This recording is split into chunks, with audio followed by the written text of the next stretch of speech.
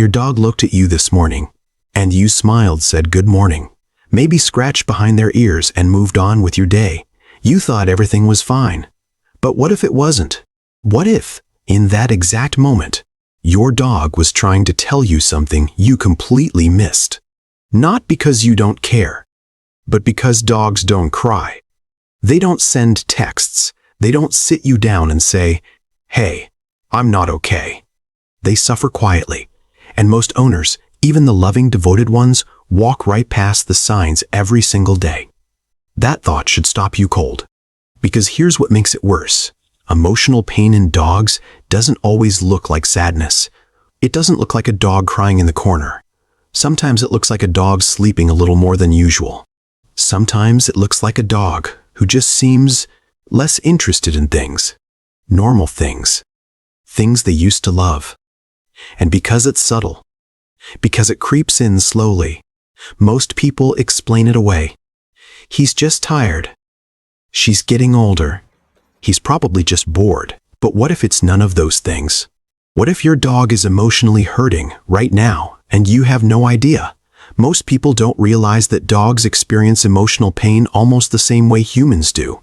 Their brains process fear, grief, loneliness, and heartbreak through the same core emotional systems we have.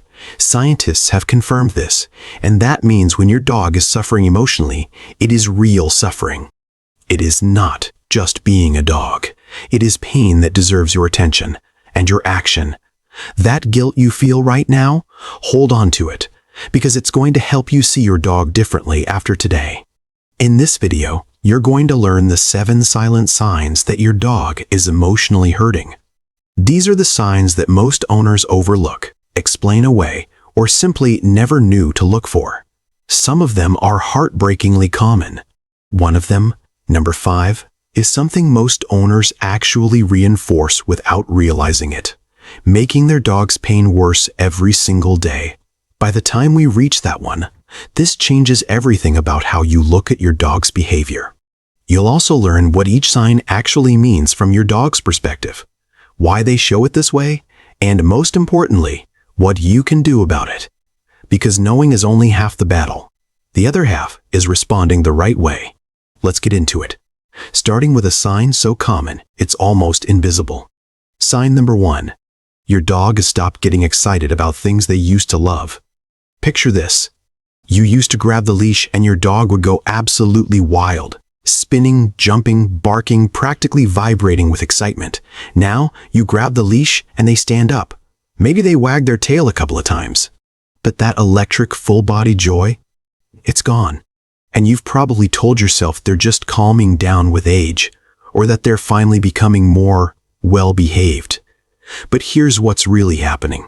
When a dog loses enthusiasm for the things that used to bring them pure joy, walks, toys, games, treats, it is one of the clearest signs of emotional withdrawal. Scientists call this anhedonia, the loss of pleasure in previously rewarding activities. In humans, it's one of the primary markers of depression. In dogs, it works the same way. The brain's reward system becomes dulled. Joy stops registering the way it should. This matters deeply because a dog's excitement isn't just enthusiasm, it is their expression of trust in life. When that trust erodes, because of chronic stress, loneliness, a major change in their environment, or loss of a companion, that excitement fades first. Your dog is not growing up. They are pulling away, and they are doing it quietly, hoping you'll notice. If you've seen this in your dog, don't brush it off. Pay attention to when this change started. Changes in routine, a move, a new baby, the loss of another pet. These are the most common triggers. Your dog needs you to bring life back slowly, through consistent positive experiences, not forced excitement. Patience is the key, and it starts with you noticing, which you now have. Sign number 2. They're avoiding eye contact with you. Your dog used to look at you like you hung the moon. Long, soft gazes, eyes full of warmth. Now when you look at them, they look away. They look at the floor. They look anywhere but you. And you've probably thought nothing of it. But this is your dog's emotional body language speaking volumes. In the dog world, sustained eye contact with someone they trust is one of the most profound expressions of love and safety. Research from Japan, from actual neuroscientists, showed that when dogs and their owners make eye contact, both experience a release of oxytocin, the same bonding hormone that flows between mothers and their newborns. That's how powerful that gaze is. So when your dog starts avoiding it, something has shifted in their emotional world. Prolonged eye contact avoidance in dogs signals fear, shame, or emotional withdrawal. They may have been scolded in a way they didn't understand. They may feel confused about their place in the home, or they may simply feel disconnected from you, like the bond has quietly frayed without either of you realizing it. Dogs don't avoid the eyes of people they feel completely safe with. If yours is, they're telling you something. Your dog is trying to tell you the distance between you has grown too wide. Rebuilding this starts with something simple. Stop demanding eye contact and start earning it. Sit on the floor near them. Let them come to you. Let them look when they're ready. The moment they do, even briefly, reward it with calm, quiet warmth. You're not training a behavior. You're rebuilding a bridge. Sign number 3. They're sleeping far more than normal and seem absent even when they're awake. There's a difference between a relaxed dog who loves their naps and a dog who is sleeping to escape. Most owners never catch this distinction because the behavior looks identical on the surface. Dog curled up, eyes closed, quiet. But the emotional reality underneath can be worlds apart. Emotionally healthy dogs sleep a lot, anywhere from 12 to 14 hours a day, but they wake up interested, curious, ready to engage. An emotionally hurting dog sleeps more, yes, but when they do wake up, they seem blank, disconnected. They'll lie in the same spot, barely reacting to sound, movement, or your presence. This is called emotional shutdown, and it is the canine equivalent of a human withdrawing from the world. The science behind this is real. Chronic stress suppresses the nervous system. It floods the body with cortisol, the stress hormone, until the system essentially starts conserving energy by shutting down. The dog isn't lazy. The dog is overwhelmed, and they've run out of ways to cope except to disappear into sleep. This matters so much because this is the sign most owners wait the longest to address. Weeks go by, sometimes months, and by then, the emotional pain has become a deeply ingrained pattern. If your dog sleeps heavily and seems absent while awake, this is a red flag that deserves immediate attention. And, if it persists, a visit to your vet to rule out physical causes first. Because your dog deserves to be present in their own life. Sign number 4. They've become unusually clingy or suddenly distant. Here's something that might surprise you.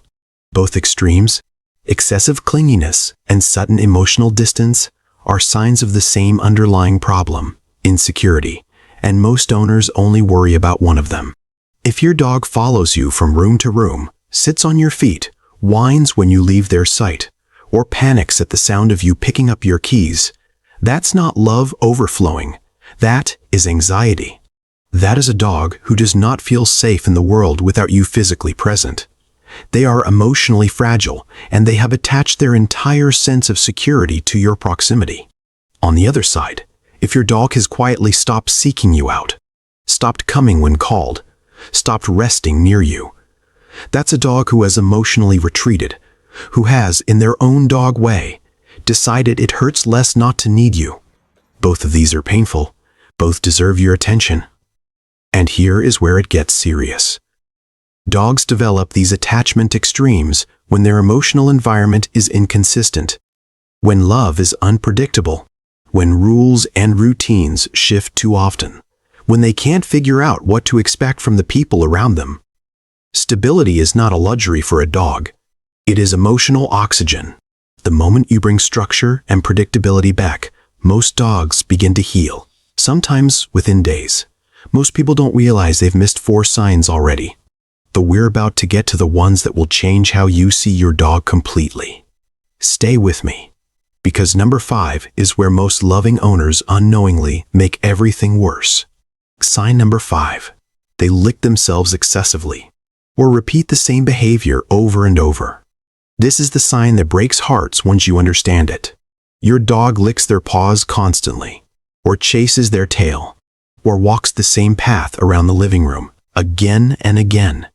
And you've probably thought it was a quirk, a habit, maybe even something cute. It is not. It is a cry for help, wearing a harmless disguise. Repetitive, compulsive behaviors in dogs, including excessive licking, pacing, spinning, or chewing, are what behavioral scientists call displacement activities. When a dog's emotional distress reaches a level they cannot process, their nervous system redirects that energy into a physical loop. It is self-soothing taken to a desperate extreme, the same way a human under extreme stress might pull their hair, bite their nails, or pace the room without realizing it. Here is what makes it worse.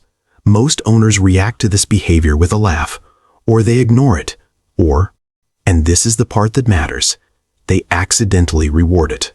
They see the dog licking their paw and say, "Aw, silly dog," and pet them. And in that moment, the dog's brain links the distress behavior to positive attention. The loop deepens. The habit becomes harder to break. You meant love. Your dog received a reason to keep hurting. Understanding this one sign, truly understanding it, is often the turning point for owners, because it means there are things you have done out of love that your dog needed you to do differently. And that knowledge, as painful as it is also the beginning of real change. Sign number 6. They've lost their appetite or have started eating frantically. Food tells the truth about a dog's emotional state in ways that are hard to fake. An emotionally healthy dog has a consistent, enthusiastic relationship with mealtime. When that changes, in either direction, something is wrong beneath the surface. A dog who stops eating, walks away from their bowl, or only picks at food is showing you what stress looks like in the body. Cortisol suppresses appetite. Grief and loneliness suppress appetite. When a dog has lost a companion, human or animal, one of the first things to change is how they eat. It's heartbreakingly similar to a grieving human who can't bring themselves to sit at the dinner table. On the opposite end, frantic eating, gulping food, resource guarding the bowl, even eating non-food objects. These are signs of anxiety, scarcity trauma, or deep emotional insecurity. Dogs who were once strays or who lived in unstable homes often carry this pattern for years.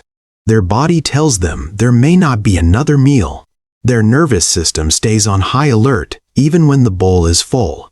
Watch your dog at mealtime with new eyes. Their relationship with food is a window into their emotional world that is always honest, even when everything else seems fine. Sign number 7.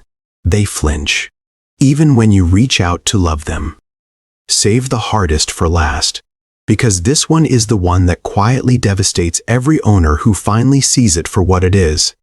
You reach down to pet your dog, and they flinch. Just slightly, just for a second. And then they lean into your hand and you think, "Oh, they're fine." But that flinch, that small half-second recoil, that is your dog's nervous system, in that moment, not trusting what's about to happen.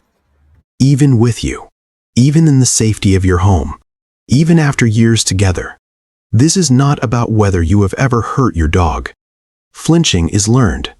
It can come from a moment of accidental startling, from too many commands given in a raised voice, from rougher play than they were comfortable with, from experiences before they ever knew you. The body holds memory in ways the mind can't always explain. And for a dog, that memory lives in every interaction, every approach, every outstretched hand. What makes this sign so painful is not the flinch itself. It is the love that coexists with it.